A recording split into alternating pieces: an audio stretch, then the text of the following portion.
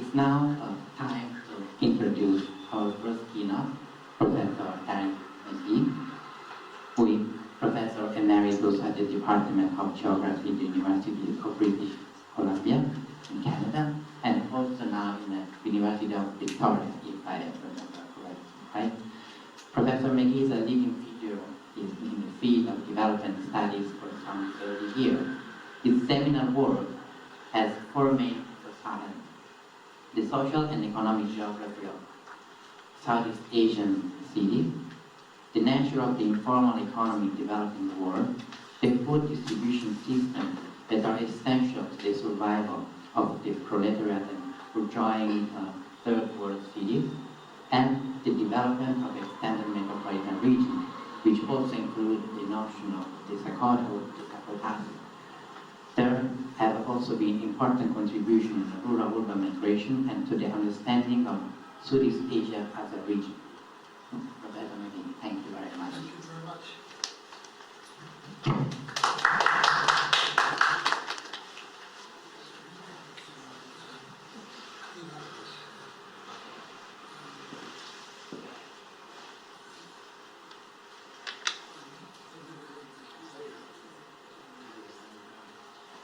I know that Thomas.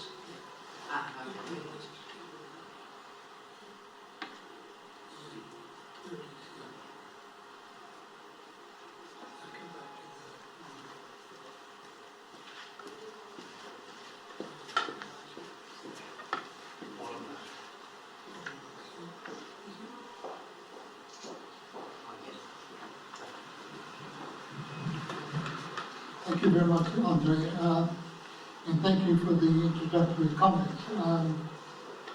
If I may say so, it's after 50 years of working in universities, on many occasions sitting in seminars or in conferences in which the dean introduces the conference.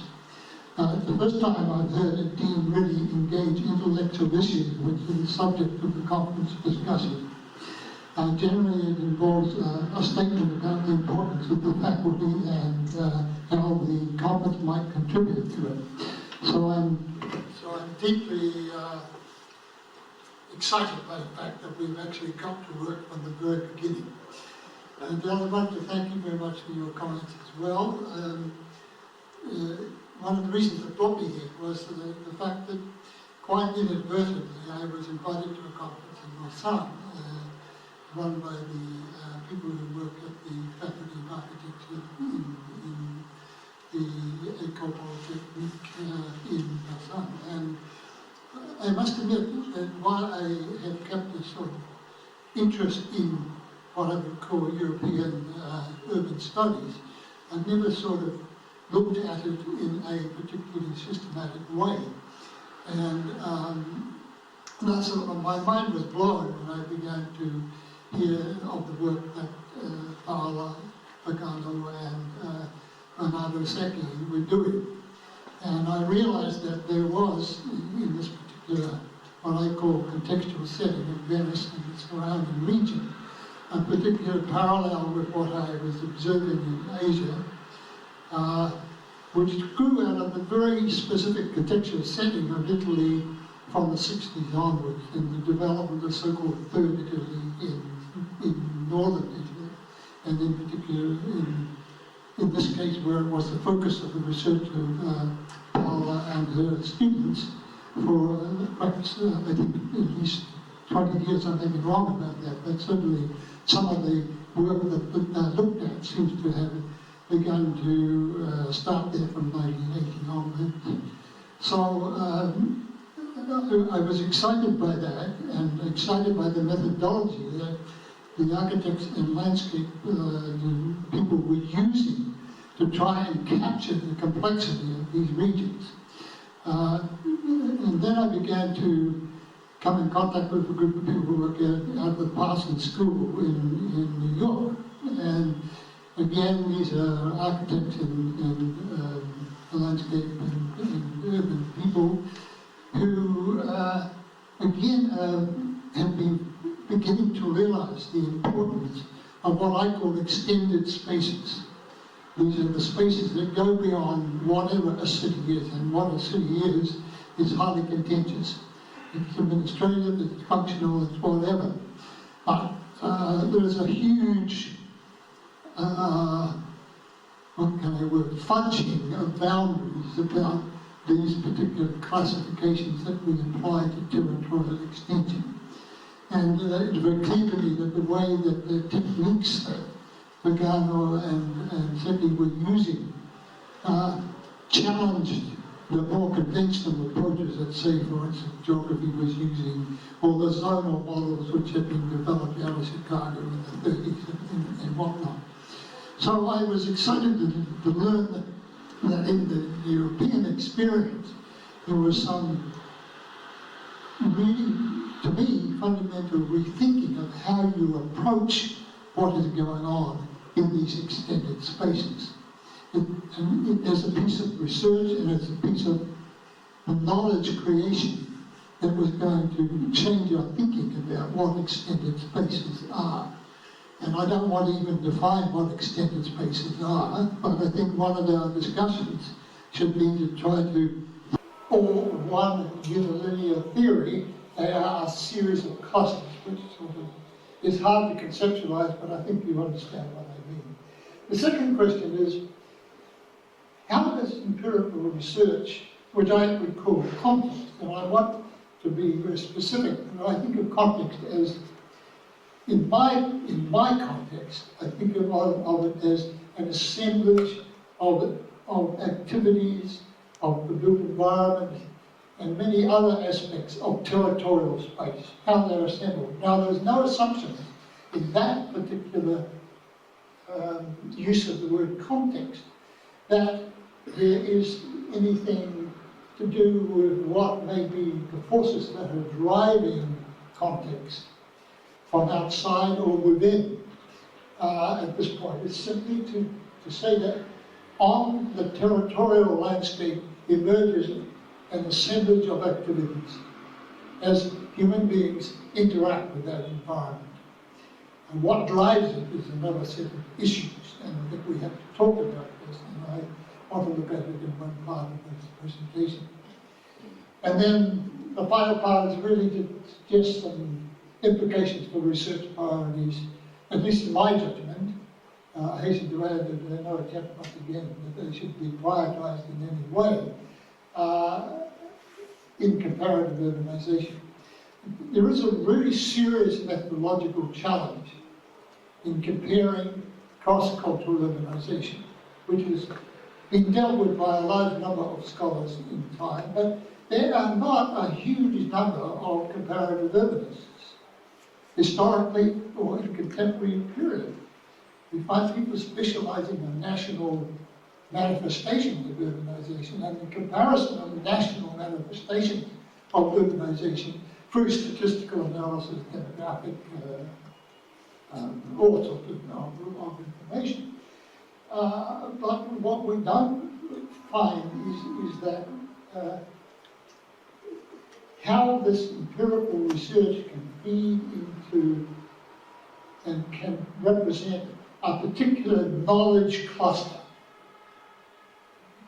which I would call, in my thinking, is a kind of a local cluster. It develops from local ideas and actions about what is going on in urbanization. I'll try to explain what I mean by that. So I divided the presentation into 4 parts. As my students used to tell me, I always say I divided into 4 parts and then present 3. But I hope to give 4 parts. Part A is generating knowledge about the urban transition. How do we generate knowledge, and what knowledge do we use? Do we apply? You don't go into a situation in which you're looking at urbanization without some prior assumptions. And that is a given, I would argue. And one has to try and think about that. Secondly, I want to put in context into that in theory. I'm really, because I spent much of my life looking at empirical realities, at least through my lens, of comparative urbanization in Southeast Asia. Now, Southeast Asia, you're forced to be a comparative urbanist if you're going to study it as a region. It has 10 major, massive number of languages, massive number of social and political systems. It's hugely diverse. So you have to be a comparativist. But what is a comparativist? How do you set about the task of comparing? You have semantic problems. You know, people define things differently, even in supposedly international statistical systems. They use terms which are then transferred into global databases, which are not equal. They're not the same, even though the UN, for instance, does this and makes it, you know, it's the only agency that really does it systematically, doesn't always prove very successful in such an exercise. So it's a hard task. And I'm not saying that one shouldn't do it, but you have to think about what the implications are of doing comparison between units. And as I'm trying to talk a bit about that, I left another paper with Andreas, which I don't want to force on anyone, but it's a paper I gave in the Parsons School last year, year before last, about comparing China and India. And I really tried to look at the issues of comparison. How were we going to compare these two vastly different societies, even though they both think that they're on, and they're entitled to those thoughts, they're on a development path towards speech marks, modernism of some form or other. Finally, and then I wanted to just engage you in some thoughts that I have had as I realized that the formulation of Jessica made in the 80s, based on my work in Java, was a particular moment in space and time. And clearly what I wrote about at that point has been subject to all sorts of interrogations, correctly, in my view, and also rethinking of what the implications are of Jessica in the contemporary, in the beginnings of the 21st century. So I want to just engage a bit in that. I'm not where I was in 1980, if you want the simple explanation, but I'm not quite sure where I am. Finally, in conclusion, just some research clusters. I think we should have a pot in which we throw research thoughts and use them as some kind of framework. Think about what you guys might do. Okay, so I'll move forward from there. And I want to begin with 4 images, which lead into my discussion of the knowledge clusters. The first image is of, I'm sorry about the rather hazy look to this. It's partly the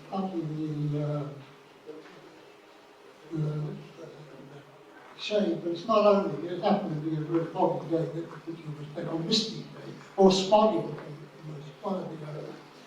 And so it's taken from a building on the kind of edge of Jakarta City, a rather high building. It's looking toward the volcanic mountain range. It's not really a range, but a series of volcanoes that run through the backbone of Java. And it's looking out over what is the peri-urban part of Java, the area fairly built up surrounding, not Java, so Jakarta, Jabodetabek, so-called the Jakarta, Greater Jakarta region. And here you see the peri-urban area. The city is down here, if you can imagine it. And here is the Jessica, which looks from this in this rather foggy picture, looks like a canopy of green forest or green trees, whatever, which is purported to be in the thinking primarily rural. In fact, not. Now this takes us to the main road that runs from Jakarta City to Bandung. By the way, Jakarta at this moment is roughly about 31, the greater Jakarta region, or the extended metropolitan region, is now 31.5 million. And it is now the second largest extended metropolitan region in the world. The largest is Tokyo, 36 million. There's a corridor that is developed between Jakarta and Bandung through through the Puncak Pass, which is a corridor of urban activity. This particular corridor runs through the heart of Desa Kota. And so this is an area which is very close to very close to Bekasi, which is one of the areas in Jakarta, which in Desa Kota, which has been developed as an industrial free export zone, and which has also become a important residential, suburban zone, etc., etc. So this is under the canopy of green. So there is a lot of hidden growth of activity, urban activity, which, by the way, extends also to households. Because households are living in areas of Desa Kota supposedly engaged in rural areas, are actually living on remittances from their children who work in urban areas. So they don't farm any longer. They just live there with their land, and they might grow some crops in it, but it's not a full-scale agricultural activity. So there's a great deal of invisible activity going on in the Desa Kota region. Plus this kind of congestion and large numbers of challenges that emerge as this process of implantation. Chris talked about land, which I agree is a very crucial element. And in my interpretations of what's going on in China, the major thing that has led to the growth of the most confusing influence has been the transfer of agricultural land to urban land, to the ownership of the county administrations, who have then used it as a means of appropriating the change in land value to set up banks from which they have borrowed to develop the areas and create new townships and all those kind of things. So it is, to me, very important to understand those processes, but first of all, we have to get through the mystery of the way knowledge is being propagated about these regions. What are the assumptions that people have about them? Here's another example. This is in Bekasi, formerly a small administrative town, which is the center of a Kabupaten, an administrative district. It had nothing like this. It had a few rest houses, room huts. Now you have these hotels which service the clientele, which is primarily made up of managers and engineers from foreign companies who have establishments within, factories within the industrial estates, and middle and upper income Indonesians who are now traveling very extensively within Indonesia and staying in this kind of hotel. So this is a complete kind of challenge to the image of Desa Kota, and I'll have more to say. And this is the view from Desa Kota looking towards Jakarta. And here you have all those images that you have of the centrality, of the skyscraper city, of the city that is connected to the international world of globalization, all those kind of things. So we're dealing with images, very convincing images, of what actually exists. I think that we need to challenge that. So, very simplistically, and I stress the word simplicity, I have divided in my idea about what are the two knowledge clusters that are developed that govern our thinking about urbanization are, first of all, what they call above ground knowledge. These are the kind of conventional, these are the persuasive paradigms that are the basis of urban modernity. The assumption that the city is the catalyst of economic growth, the assumption that that urbanization advances in eliminate at a global level, the assumption that it is all part of the process of globalization, which are very convincing, and also part of the neoliberal paradigm of our contemporary 21st century. Now, I'm summarizing a huge amount of literature about this, and I'm not challenging some of these assumptions about cities being the basis for economic growth, etc. But they are very powerful in the way they influence public policy, in the way they influence our thinking about what research priorities we might have. If I look at a catalogue of research that was done on urban areas in Southeast Asia, I will find the majority of the studies deal with what I would call city cores. There's not a huge volume of research on areas of extended urban space. I mean, there is more than there was, but there is still nothing there what is done about city cores and the areas around city cores, the peri-urban region. The other group I just call grounded knowledge. Grounded knowledge starts off with the assumption that you have to give greater agency to the diversity of urban conditions. This is basically context that characterize the urbanization, label context. And that, starting from that assumption, you have to give greater agency to the idea that people who live in these areas have grounded knowledge about what is going on. And we do have ways of getting at that. Surveys done, people talking about what effect they think of having industrial estates in the rural areas. There have been surveys done, but I'm not just talking about that. I'm talking about the historically developed assumptions about the place they live in and about the possibilities and their centuries of developing adaptation and understandings of the environment in which they live, partly touched on by Chris in his comments about water and land.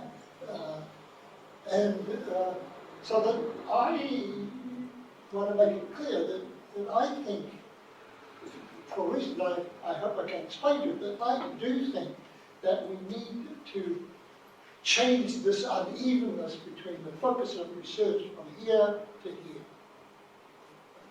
Okay? I'm not going to say it is going to change the overall paradigm, nor do I think it will be seen as very challenging by the practitioners of that paradigm.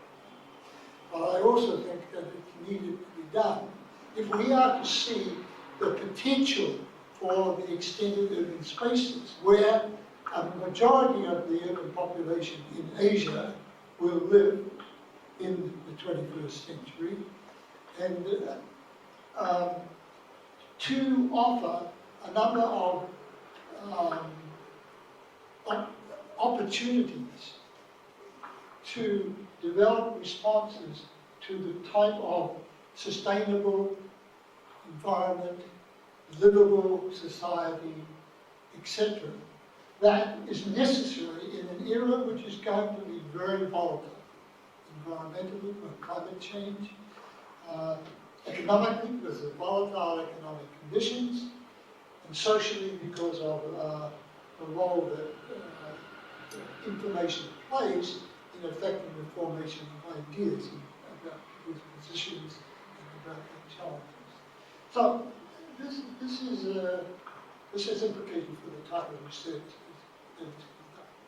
Now, this is very simple. I mean, you could spend a century, a lifetime, trying to explain what you mean by all this. I just want to make it, if it can get across to you, I just want to pose it in that kind of way, in a rather simple manner. So it creates a dilemma between two visions of development of urban places. And, I use urban places in the sense of an extended urban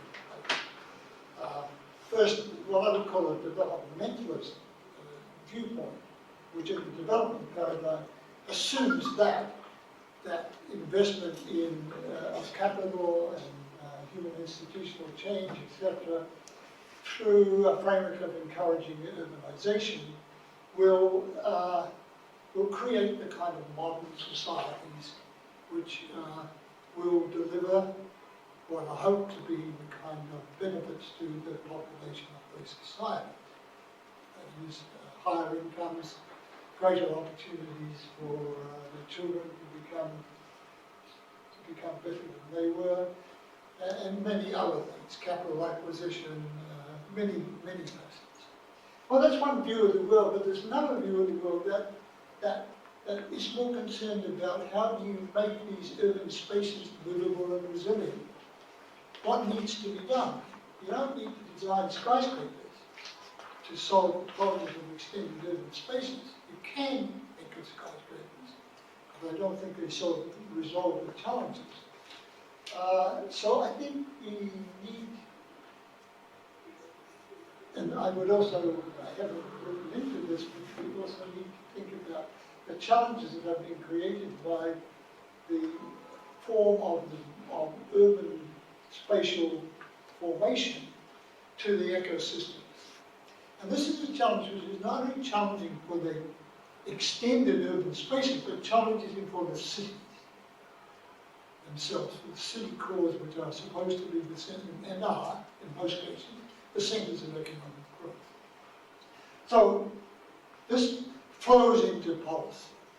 And generally in Asia, states adopt the developmentalist approach to a variety of degrees. We have a real challenge to see how extended urban spaces can become viable sort of options to create more resilient urban spaces. And I don't mean just extended urban spaces, but the total urban formation. Next thing I want to do is to put in context in theory. You could spend a lot of time on this. I just wanted to focus on three aspects, some of which I've written about before, and just to remind you of the sort of context in which urbanization is occurring. One is looking at urbanization in Asia, and I think it has to be compared very much with what is happening in Europe. However, you want to define Europe for your purposes. I don't think there is any, I think the one realistic proposition that I would put to you, or one proposition I would put to you is, I don't think there's much chance of preventing increasing urbanization by policies that try to drive urban growth into some kind of space that is being seen as an alternative to, say, city densification. I think that the process of urban extension, urban expansion, is inevitable. I happen to believe it because of my old days. There is too much wealth lying around in the periphery of large urban regions for the opportunity to make more wealth in a variety of ways, sometimes overnight, by changing the meaning of land from rural to urban, to see people who have the capitalist ethos from doing it. And from the state aiding and abetting this process, because from the point of view of the state, it's creating more taxable income. And it is a well-established process by which growth has occurred. I'm passing no moral judgment, although I do have some views about its effects. So we have to think, first of all, in the Asian context, that you're dealing with the demographic volume, excuse my spelling mistake here, a rate of increases of population in Asia over the next 40 years, which are going to be about 70% of all, Africa and Asia will make up about 70% of all urban increase over the next 40 years. Using UN estimates, right? And they are subject to all kinds of question marks, but they are something to fascinate. the volume of that increase is very high and is occurring in a very short space of time compared to that which was experienced if we look at 19th century Europe or many of the other countries. So there's going to be a huge number of people who are coming to live in these extended urban regions than were living in previous times in these urban formations. A high proportion will reside out of city cores. Some statistics suggest up to 70% of city of urban, metropolitan urban regions population will live outside the city cores. And so there's huge challenges for health, social stability, and ecosystems. Just in health alone, people have picked up a seminar literature talking about the development of diseases such as SARS or avian flu, which emerged out of desiccated environments. In this case, in the case of, certainly in the case of avian flu, identified as emerging in Bush flu, particularly the genetic mutations that went on in bad practices with respect to rearing chickens. So there are dangers of health. There's also huge challenges of providing services for health in such extended regions, which governments, both national and otherwise, except perhaps China, who is trying to do this, who is doing it, about providing adequate health systems. There's a huge challenge of social stability, which is partly complicated by the international migration of refugees and international labour. Just in Malaysia alone, a large number of Indonesian workers have moved into Malaysia and living now in squatter illegal settlements outside the Kuala Lumpur boundaries. They are poorly serviced, they have bad sanitation, and many problems. And they are socially seen by the administration as being dangerous species, dangerous areas from the point of view of public policy. And they're very challenging to ecosystems because the city is the city core is very demanding of the resources of the extended urban spaces. Water, even resources such as soil, which in Bangkok has been taken out of rice fields and being put into lawns for people building houses in the area, and so on. And this is all done within a framework in which is increasing number of people resident in extended urban spaces. This is old stuff. I don't want to dwell upon it. You all know about it. This is all greatly accelerated by the changes in transactional flows that have occurred in technological change in flow technologies. In the simple level, example of two-stroke motorbike, which really was fundamental in creating the desiccated situation in Java from the early 70s onward. It's very interesting that technology which is ideally suited for hydraulic bicycle environment, because you can use the horn to ride your motorbike to get into your village. That is the divider between the right speeds. So it started to break down the rural urban division dramatically, and the two-stroke was a fundamental element in this, and a very simple technology, as you all know, although it's not so simple for me. It breaks down rural urban division and it adds a new system of rural urban linkages. At another scale, at least the growth of agglomeration that Chris talked about, and it also creates urban corridors. It also has created, in the major mega-urban regions, a polynucleated system of secondary cities who are very closely linked to the core city. So, and we know this from looking at the, we know very well the Pearl River Delta that is a very much a symptom. We also know that Hong Kong investment was very important in creating the kind of situation which Chris talked about. And it also, I think there is an imperative to urban territorial expansion, which we talked about. In this process, then, the process that drives diffuse urbanization, just tell me I'm doing time wise, would you keep an eye on it? Because I tend to go on. That's what old people do. But just draw me in if I get run out of time. I don't see diffuse urbanization being prevented by public policy, unless it is very rigidly imposed. There's too much strength in the forces that drive it. Therefore, I think it's a very logical focus for looking at research. I'm not familiar with the issue of whether diffuse urbanization is the same in Europe, or indeed as it is in Asia, or even within components of it. But I think it's a question that is worth looking at. Important.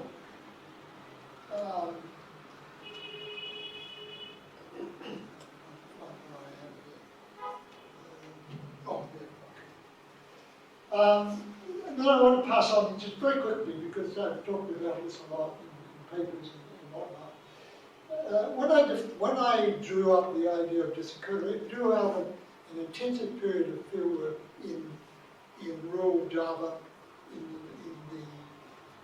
the region that I showed you of Jakarta. And it seemed to me there that you had something, a mixture of economic activity and industry, service, small scale, informal sector, you name it, which was both linked to agriculture but also separate from agriculture.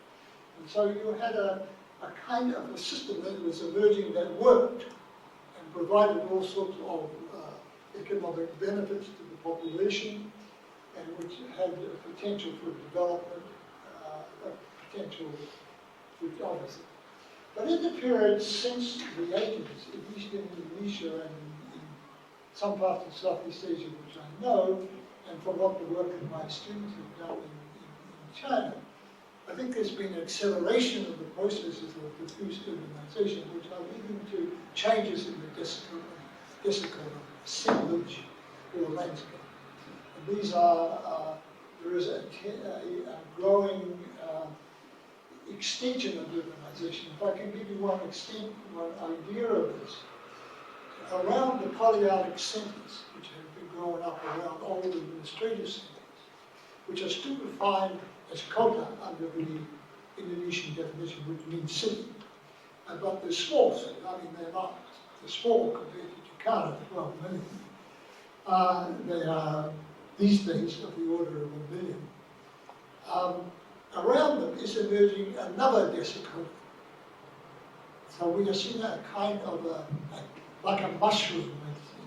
It's growing outwards from the secondary cities. And sometimes it coalesces along corridors. And I recently completed a paper with a colleague from Indonesia on what is going on in Jakarta, and this is in the Jakarta extended metropolitan region, and this is what is occurring.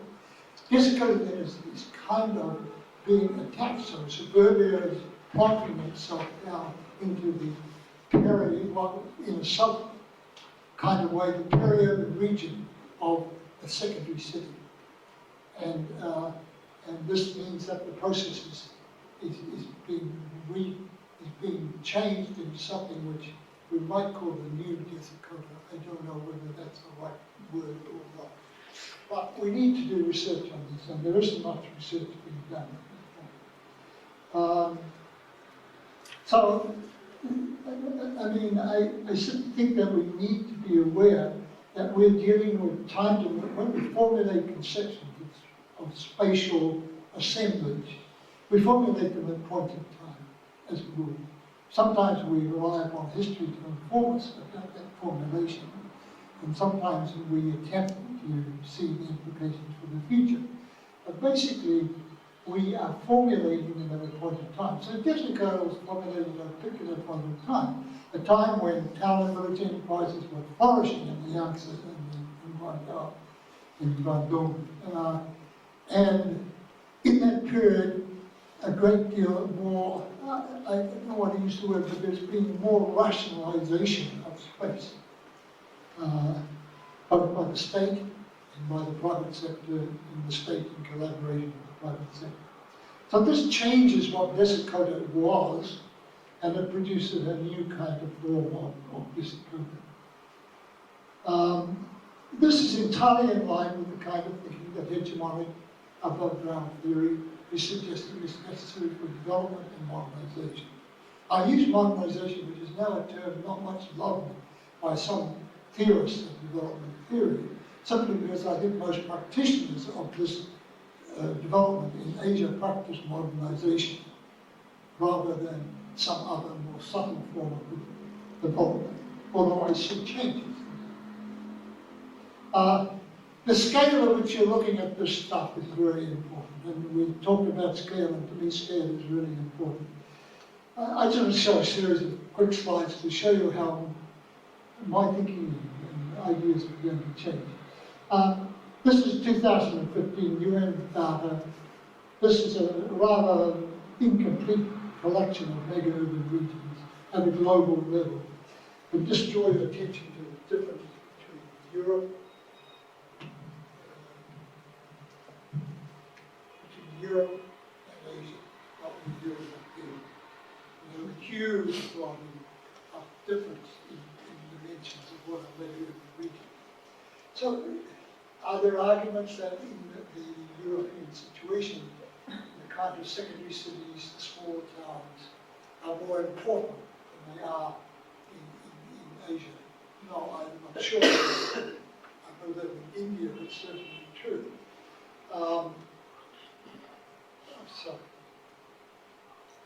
And also there's corridor formations developing. I think such as you see here, this is a kind of a formulation developed by a political scientist from Seoul National University, Cho, I think. And he postulated a series of urban corridors, such as the Japanese Tokyo to Osaka, then the Seoul to Busan, and then leapfrogging or somehow going from North Korea into North China. North Korea remains an intractable part of that postulate, but nevertheless, it was interesting thinking. In his thinking at that time, this was done around about 2002, he saw a corridor developing between Shanghai and Chengdu, and he saw ones developing, of course, between Hong Kong, Hong Kong, and Taipei, between Taipei and Kaohsiung, and also potential ones developing here between, well, not potential, but real ones developing between Jakarta and Bandung. Oops, sorry.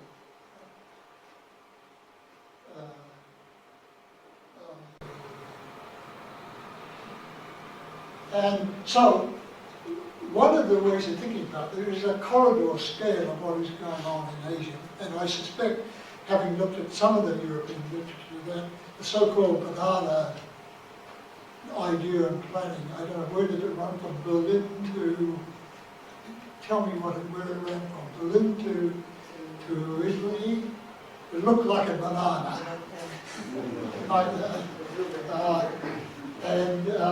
That corridor, and there's every evidence that along those corridors, the Desiccota formations are taking different forms from those which occur in a kind of an area around the central cities.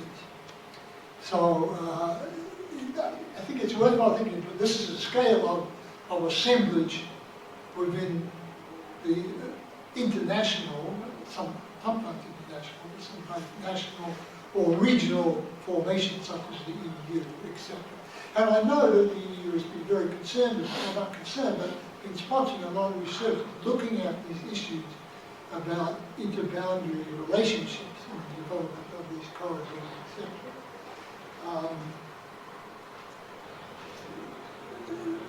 Then we began to think about, before we wrote the China Urban Space Book, I began to think about what was happening in China. So I thought about a hypothetical model, which I didn't really want to represent as China, but it just so happens that it came out looking a bit like China. So in the north you have, in the north you have Dalian, Shenyang, and you have Tianjin, Beijing, you have Shanghai going to Nanjing, or something, you have Fujian going in, you have Hong Kong going into Guangzhou. And here's your Desikota regions, which is grossly exaggerated. Desikota regions here, built up peripheries, and an area here of incipient Desikota, which is stretching through these areas, which now I think is becoming much less incipient Desikota from what I've been reading and seeing. And then a frontier area which is still included in the base. Of course, in this model, we also sort of envisaged the north-south arterial railway systems that were going to be developed, fast railway systems, that are the basis of corridor development, I think, against these normal sort of coast to I talked to friends and Chinese specialists. There is some skepticism about this model, which I probably deserve to give me, so I give it to you with extreme modesty. I also tried to develop a more sophisticated zonal model of what was going on within regular urban regions. I just want to take account of the fact that there was great structural change going on in core cities. Industry was moving out of them, and service, especially known from Shanghai, service occupations, high income residential, etc., financial activities. Peri-urban zones still have industrial estates, as we do in Pudong, etc. And new towns being created, and corridors being created along, sorry. I'm not good at this. Corridors being created along the routes to the airport and to the port, etc. Again, exhibiting that Desikota kind of features along it.